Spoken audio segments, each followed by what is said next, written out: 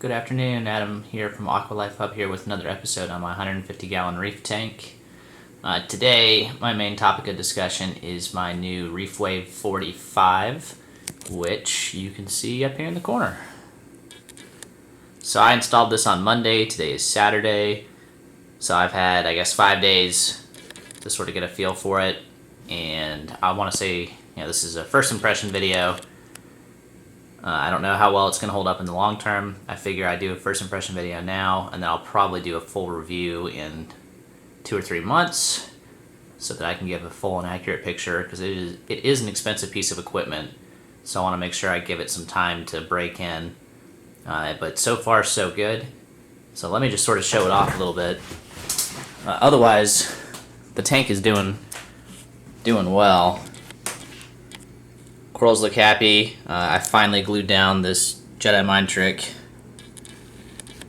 I have some concern that it may overshadow this Duncan, but most of the time it encrusts, so I hope it sort of just goes onto the rock rather than continue to go over the top.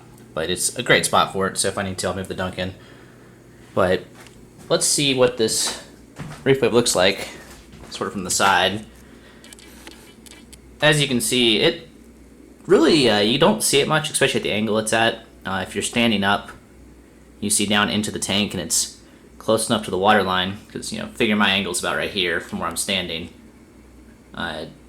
So, I don't have it as close to the surface as you can put it, so I have less water movement sort of on the top.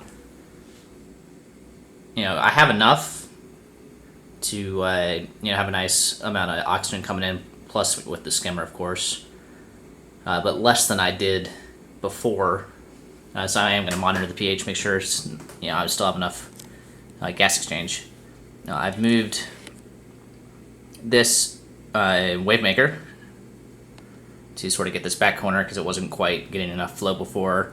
Get a little more flow for the Monty and for the pasta pour and the bird's nest. But let's take a look at the controller. So here is a little hard to see.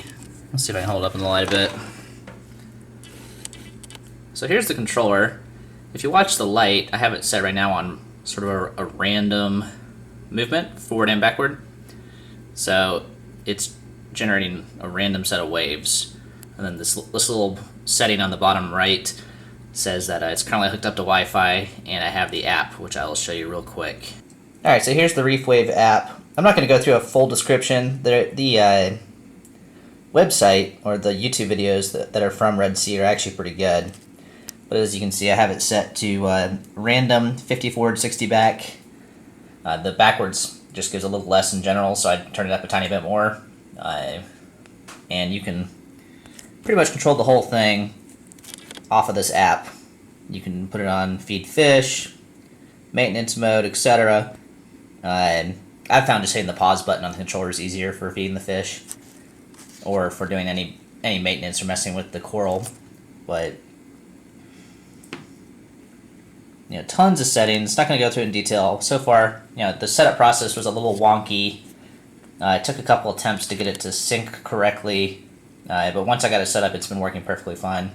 It is just a little bit slow. If you change a setting, it takes 30 seconds to a minute for it to register and go through. So it's not the fastest app, but it works perfectly fine. But how about the performance of this thing? So the main thing is, I don't know if you can hear it, but it is very, very quiet. It is quieter than these smaller pumps were when they're running, even at half speed. This thing's at half speed and is almost totally silent.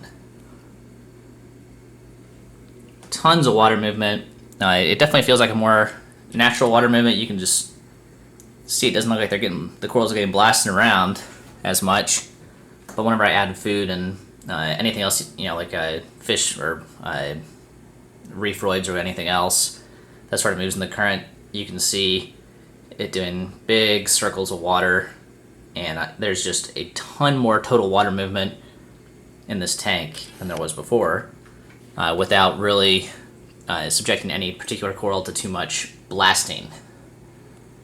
So that is, so far so good. I haven't had to clean it.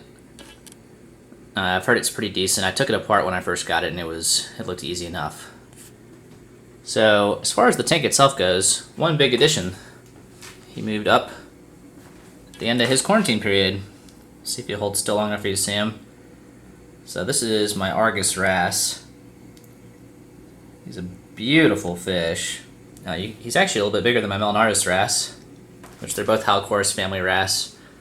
And look at that, I mean, they're getting along perfectly fine. Halcores are known for being pretty peaceful even with others of their genus. So I was really happy to see that. The tank overall is doing really well, except for still having similar issues with the zoas that I was before. I have dipped them. I don't know what's wrong with them. It just sort of, they're just not really dying, but they aren't, they're not thriving. They're just sort of sitting there. So continuing to monitor that. But the SPS, LPS are doing fantastic. This plating Monty is continuing to scroll upwards on the edges. You can basically see them growing daily. And then the mushrooms and this rock flower all look very happy. This Duncan is, you can sort of see under there, he's got two heads growing. So maybe one day he'll actually grow a full head. We'll see. But I think that is sort of all I have for this week. The tank is coming along very, very nicely. Really no issues. Next on my list of things to do is obviously a water change tomorrow, and just sort of monitor things for now. I'm not planning on adding any new fish or coral for a little bit. I'm considering getting a calcium reactor at some point, although obviously I don't have much calcium consumption right now, so the 2-part is perfectly fine. Alright, thanks for watching, and until next time.